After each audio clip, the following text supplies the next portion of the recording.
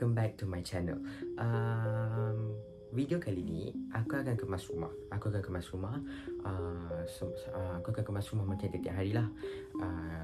Aku akan kemas bilik aku, bilik ni. And then aku kemas bilik parents aku. And then lepas tu kemas dapur. Lepas kemas dapur tu lap semua furniture. And then lepas lap semua furniture tu baru vacuum. Lepas vacuum tu actually time kemas dapur tu aku akan basuh baju lah. Maksudnya tak payah tunggu kan. Lepas habis semua so sekali basuh sekali. Buat sekali.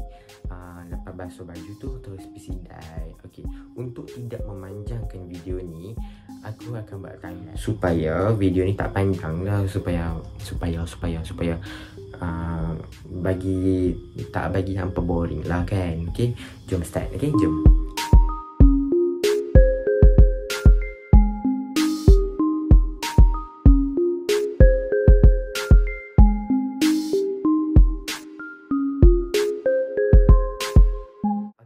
Sekarang ni aku ada dekat bilik parents aku nak kemas.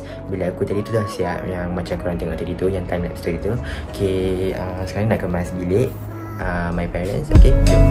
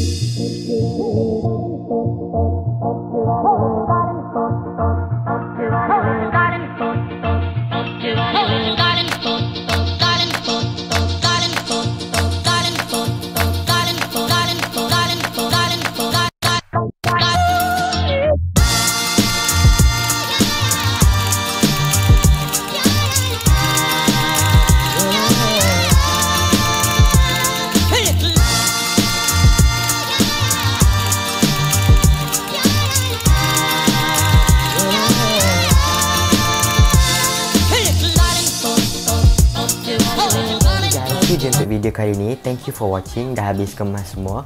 Jangan lupa like, comment and share, and don't forget to subscribe too. Okay, bye.